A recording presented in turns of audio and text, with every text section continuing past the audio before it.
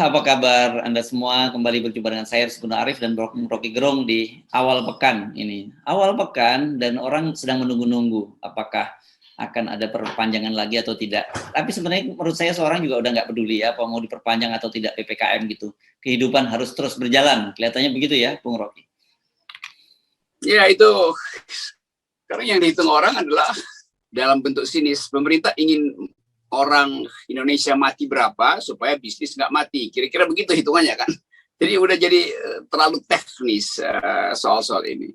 Karena walaupun diklaim pemerintah terus-menerus, fakta di lapangan adalah kesulitan ekonomi sama kesulitan kesehatan itu berlangsung terus. Saya ingatkan dulu Presiden Jokowi bagi dua kan. Indonesia bagian Jawa Bali dipegang oleh Pak Luhut.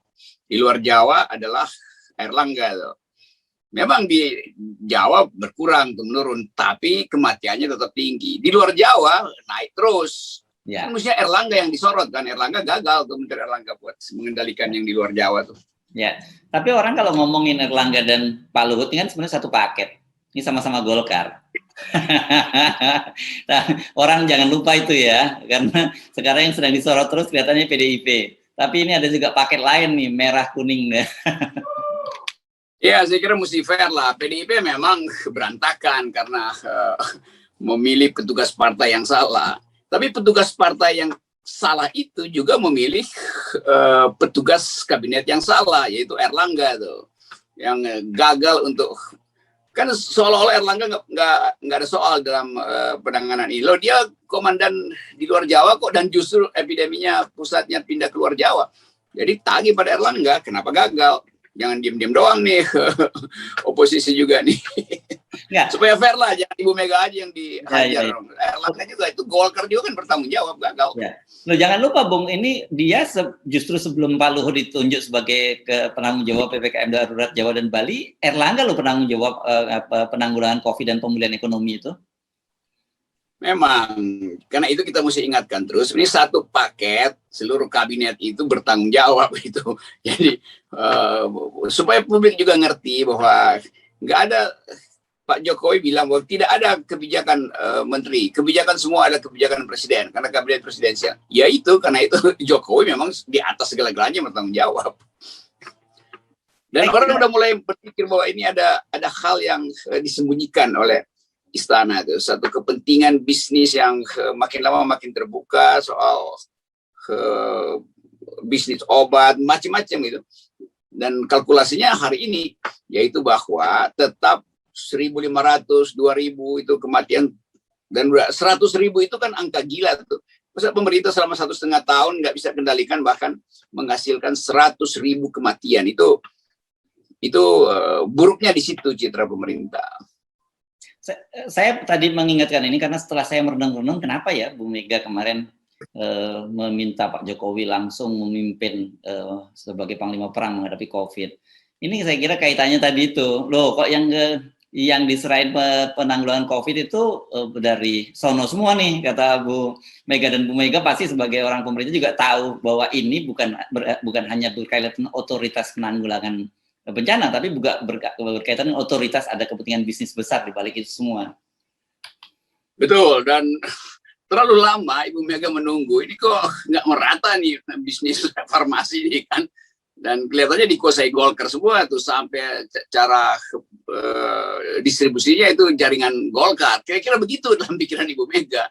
Jadi sebetulnya memang ini persaingan yang tidak suci juga, karena Ibu Mega juga punya pikiran untuk mempersoalkan ketidakadilan pembagian bisnis. Sementara rakyat nggak peduli itu, dia cuma ingin ada sembako yang tiba di depan pintu rumahnya, dan ada kebijakan pemerintah yang lebih mampu untuk memberi harapan pada publik.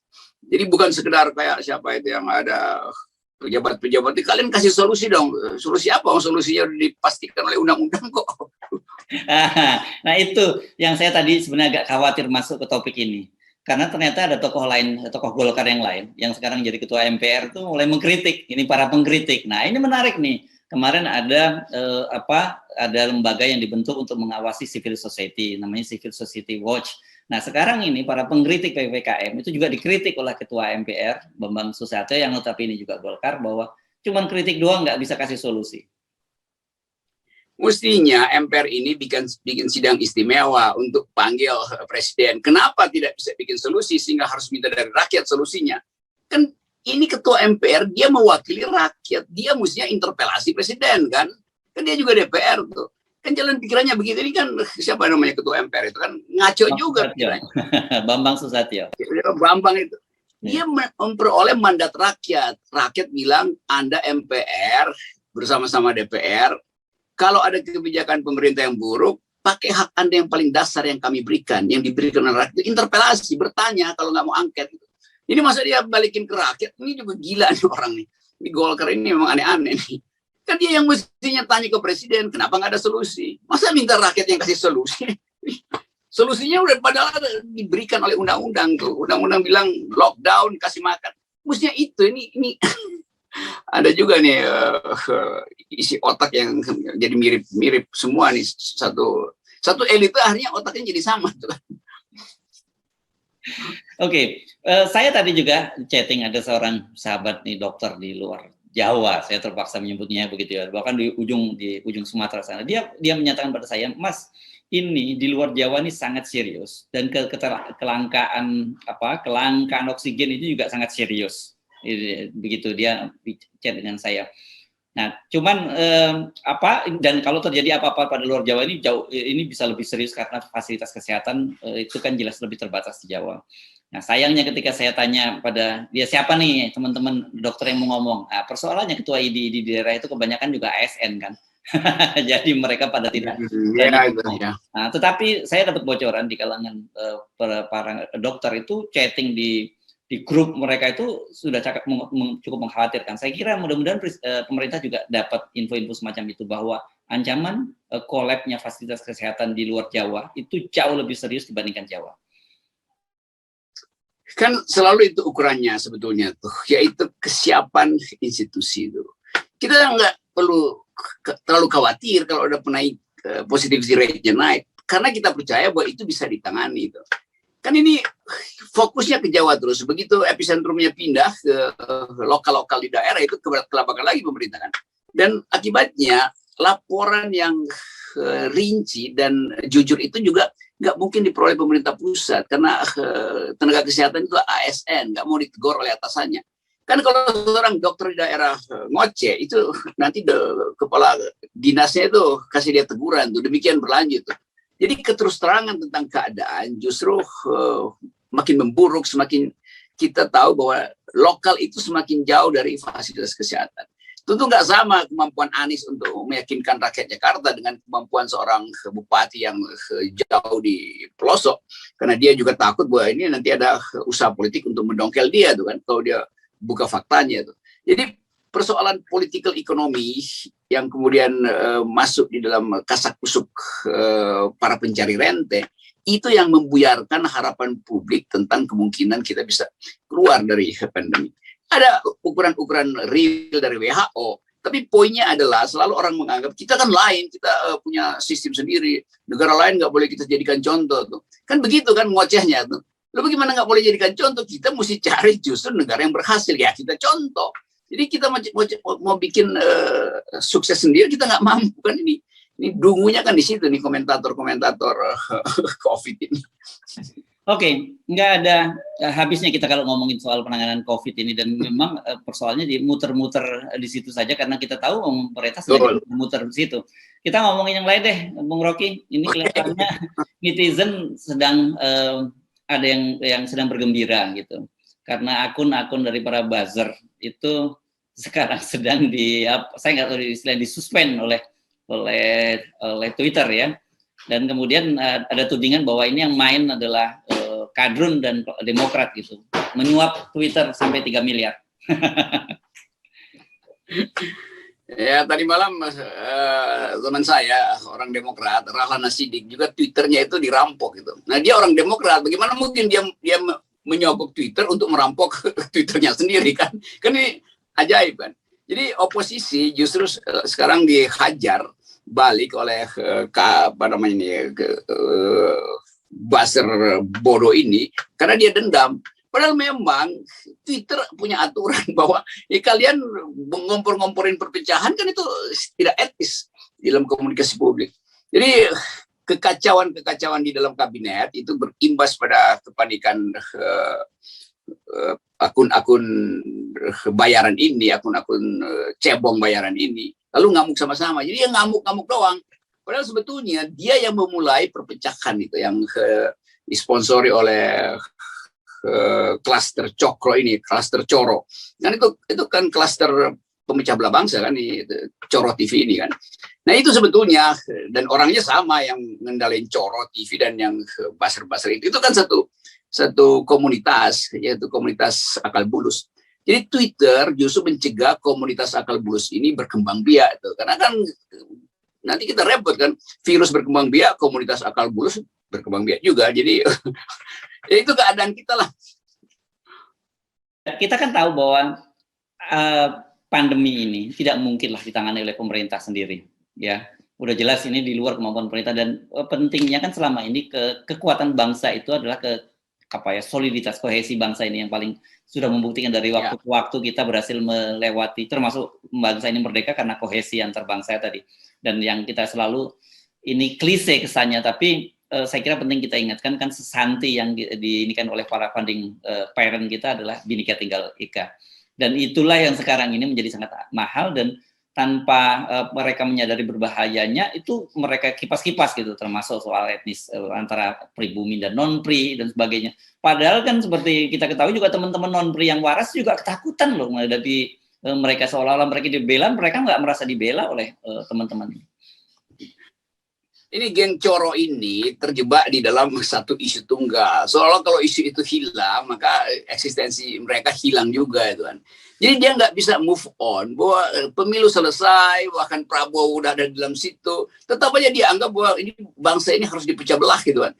Karena dendam-dendam bodoh ini menghasilkan ketidakmampuan berpikir tajam. Kan mestinya kita lagi bangun solidaritas, semua orang yang punya akal sehat kalau bisa edukasi ke publik, bagi masker secukupnya. Karena yang paling penting adalah penerimaan publik terhadap keadaan pandemi ini. Sekarang ditambahin isu agama, isu ras, segala macam. Ya begitu virus kedunguan itu masuk di dalam Cokro community ini, Coro community itu. Kalau Cokro mungkin itu lebih berguna namanya tuh. Jadi Coro aja, salah tulis aja sebetulnya. Nah, saya suka tuh Coro artinya kecoa ya. Iya.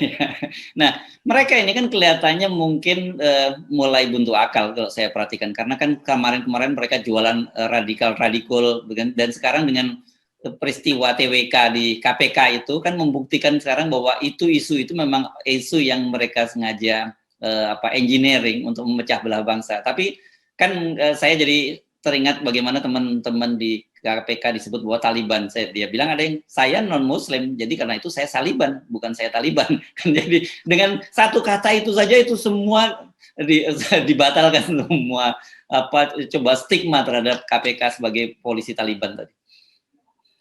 Jadi saya dapat bocoran, ini Coro TV ini setiap hari itu rapat 3 kali sehari gitu kan, buat incer oposisi, buat ukur suhu pemanasan politik itu berbasis SARA. Jadi mereka mengeksploitasi SARA terus. Ini bocoran ya, nanti saya mesti terangkan satu waktu itu. Jadi ada kelompok yang memang hanya ingin mengolah isu SARA, di dalam kepalanya isu SARA. Sekali-sekali nanti dia bikin isu yang seolah-olah dia netral itu. Tapi intinya adalah, dalilnya adalah SARA. Dan nggak puas kalau Anies Baswedan misalnya belum ditangkap itu, karena itu disebarin SARA terus. Nggak puas kalau novel Baswedan itu juga belum dinyatakan sebagai radikal. Jadi otaknya itu tidak pernah berkembang gitu. Sama seperti otak Coro, otak kecoa itu. Otak kecoa itu udah berevolusi 300 juta tahun, tapi segitu-gitu aja. Kan itu intinya kan. The Coro connection itu. Oke, nah ini memang bahaya, dan kenapa itu kita penting mengingatkan sekali bahwa dalam situasi sekarang, sayangkan saya berapa kali juga menyampaikan, ada yang satu kita syukuri dari pandemi ini, yakni adalah bahwa selama ini pembelahan itu sudah mulai berkurang, karena ada kelompok-kelompok yang selama ini menjadi pendukung pemerintah, pendukung Pak Jokowi, tapi menyadari gitu bahwa selama ini memang mereka salah salah pilih, salah dukung gitu. Nah, tetapi rupanya hal ini menurut saya kemudian menjadi mengkhawatirkan buat mereka. Jadi karena itu terus mereka mengintroduksi isu-isu SARA ini menjadi salah satu senjata pamungkas mereka. Ya dia mulai cemburu karena banyak orang yang tadinya pendukung Pak Jokowi, ya biasa aja pendukung, tapi kemudian akal sehatnya pulih. Itu separuh profesor UI itu tadinya pendukung Jokowi itu, sekarang mereka pulih karena satu persatu kasus diperlihatkan nggak ada radikal sebetulnya itu. Bahkan berbalik untuk menghajar rektor karena itu kepentingan buruk dari kekuasaan masuk ke dalam sistem universitas. Jadi banyak profesor yang beralih menjadi kritisi pemerintah itu, walaupun tidak bisa eksplisit karena ada status macam-macam. Jadi Coro-Coro ini mulai gelisah, dia ditinggal sendirian emang. Kan sebenarnya si Coro ini masih punya waktu lah, ini kan belum 17 Agustus. Coba dia bilang kami sekarang adalah merdeka, kami tidak lagi bercokol di komunitas Coro. Nah, kami berupaya untuk memulihkan Indonesia, mumpung ada momentum kemerdekaan ini, tapi dia di situ doang, karena dia udah apa istilah psikologinya itu mengalami situasi yang hanya mungkin dia pilih, yaitu tenggelam bersama-sama. Ini sama semacam psikologi kodok itu yang kotok yang dia pikir dia ada di kolam, padahal ada di pancinya sedang direbus, tapi dia anggap hangat-hangat aja sampai akhirnya dia matang gitu. Oke. Pak, jadi mungkin buat mereka situasi seperti yang kalau Anda kan sudah lama dia mengalami ya, akun Anda yang saya ingat saya sampai 1,5 juta waktu itu ya, followernya sudah diambil hack, terus dan mereka sebenarnya diem-diem aja. Nah, agak menarik ketika mereka sekarang mengalami hal sama, mereka mempertanyakan di mana itu negara yang demokrasinya seperti ini kok kebebasan berbicara dihalang-halangi. Makanya mereka kan bilang kemana aja lu gitu pada netizen yang lain mengomentarinya. Ya berapa banyak akun Twitter yang mereka bukan sekedar minta disuspend oleh Twitter, mereka rusak, mereka ambil akun saya terus diacak-acak sampai hancur aja tuh kan. Jadi keadaan ini kalau berbalik ke dia marah gitu kan. Padahal kita anggap ya oke lah, silakan lah, itu membuktikan menurut kalian nggak bisa berargumentasi karena itu kalian rusak akun saya kan. Dan udah kita anggap aja bahwa ini satu periode di mana orang melakukan refleksi dalam gitu. Mudah-mudahan itu kan juga banyak kawan saya tuh di wilayah-wilayah itu tuh. Tapi mereka kelihatannya udah to be or not to be gitu. Jadi ya udahlah mati bersama-sama dengan atau ingin dikenang bersama-sama sebagai pembela rezim yang die hard gitu. Nah itu konyolnya kan. Padahal politik itu harusnya dievaluasi dengan akal. Karena nggak ada orang yang paham bahwa nanti setelah rejim Jokowi ini siapa yang akan diborgol nanti? Kan ini rejim lagi borgol kita kan. Ini borgolnya bisa berpindah ke dia tuh kan. Jadi kekacauan itu yang menimbulkan kepercayaan orang bahwa memang mesti ada end game. Jadi semakin isu end game itu menyentuh publik paling bawah, karena end game itu tandanya sekarang adalah angkat bendera putih itu. Nanti kita lihat bagaimana 17 Agustus seluruh daerah Jawa Barat itu justru yang ditaruh adalah bendera putihnya tuh. Dan orang mungkin menganggap oh ya lebih masuk akal bendera putih daripada merah putih, karena merah putih itu kadangkala tidak lagi menimbulkan patriotisme itu, karena dianggap itu adalah simbol dari sebuah partai, simbol dari sebuah rejim gitu. Kita nggak merasa lagi terkait bersama merah putih. Tapi tetap saya anggap bahwa ini sementara. Nah itu tetap kibarkan merah putih itu. Saya kira harus itu ya, merah putih tetap kita kibarkan, karena jangan dianggap bahwa kalau kita mengibarkan merah putih bagian dari rezim, bukan, itu kita bagian dari bangsa Indonesia.